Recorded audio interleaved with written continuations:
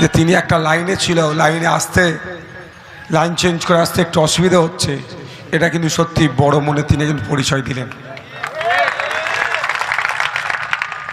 দেখুন, আমি আপনাদের বলি, মানুষ আমরা কারো নেতৃত্বে, কারো গাইডেন্সে চলি। আমার গাইডেন্স, আমার নেতৃত্ব যদি ভুল হয়, আমার সাথে যারা চলবে তারাও ভুল পথে চলবে। আমার নেতৃত্ব যদি সঠিক হয়, আমার লাইন ট্র্যাক যদি ঠিক থাকে, তাহলে আমি সঠিক চলব। তো এই ধরনের ব্যক্তিদেরকে এতদিন ভুল কাজে ব্যবহার করা হয়েছে। আমরা এই ধরনের ব্যক্তিদের সৎসাহস আছে, সত্যিকারের অর্থে মানুষের জন্য কিছু করতে চায়, তারা কিন্তু শাসক দ্বারা ভুল পথে পরিচালিত হচ্ছিল। তারা যখন মূল স্রোতে ফিরে আসতে চায়, তাদেরকে সুযোগ দেওয়া উচিত না, উচিত না? আপনারা বলুন। সেই তার ভিত্তিতেই আমরা সুযোগ দিয়েছি এবং আমরা মনে করেছি যে ক্যানিং পূর্বে এই ধরনের একজন ব্যক্তিকে দাঁড় করালে তারা লড়াইটা গতবারের তুলনায় একটু হলেও বেশি দিতে পারবে। এখন বিবি রাইট এখানে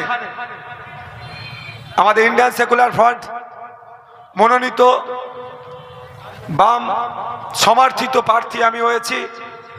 ভাঙড় বিধানসভার জন্য দ্বিতীয়বারের জন্য দল আমাকে এখান থেকে কন্টেস্ট করার জন্য মনোনীত করেছে। দূরে কাছে অনেক মানুষ আছে, বক্তব্যের আওয়াজ আছে। আমি গুটি কয়েক কথা আপনাদের কাছ থেকে আগে জানতে চাইব, সঠিক উত্তরটা আমাকে দেবেন, মিথ্যার আশ্রয় নেবেন না। আওয়াজ আসছে না? ইকো বেশি দিতে হবে না ভাই, সঠিক উত্তর দেবেন। ভাই বক্সটা ছেড়ে দাঁড়াও তো, বক্সটা ছেড়ে পিছিয়ে যাও তো ভাই।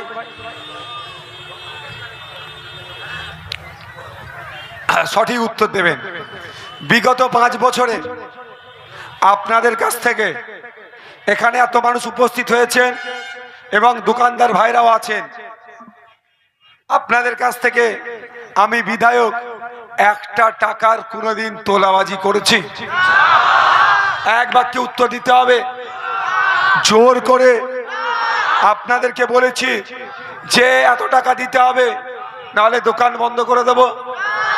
আমাদের পার্টির ছেলেরা কেউ গিয়ে আমার নাম দিয়ে বা পার্টির নাম দিয়ে একটা টাকা তোলাবাজি করেছে কেউ বলতে পারবে? অর্থাৎ বিগত 5 বছরে আমরা কিন্তু অর্ধেক ধাক্কা দিয়েছি। আছে শুধু অল্প কিছু অংশ, এই 1 নম্বর ব্লকের গুটি কয়েক আছে, 2 নম্বর ব্লকের আরো অল্প কটা আছে।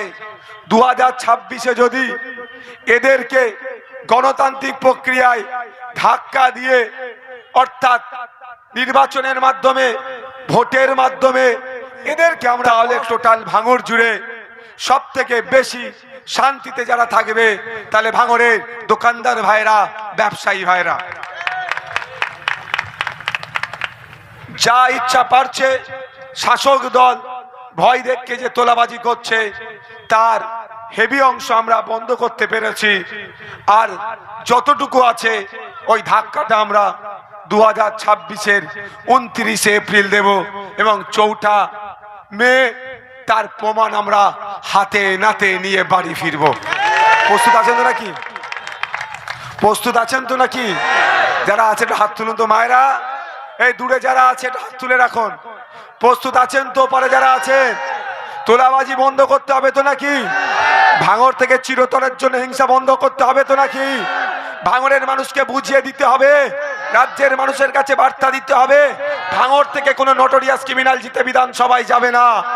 ভাঙড় থেকে জিতে যাবে যে রাজ্যের মানুষের কথা বলবে, ভাঙড়ের মানুষের সুখ দুঃখের কথা বলবে, সে জিতে যাবে।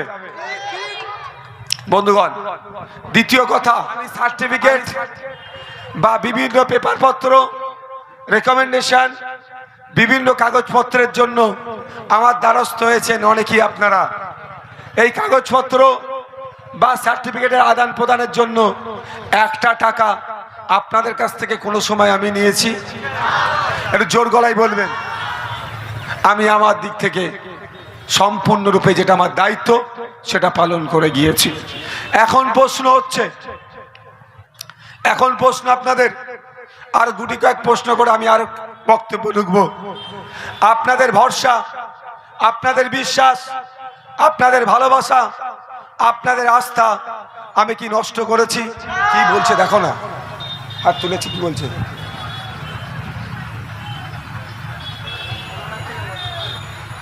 কি হয়েছে, সমস্যা কি? বলছে সাউন্ডটা যাচ্ছে না, রুমালের জন্য সাউন্ড আটকে যাচ্ছে।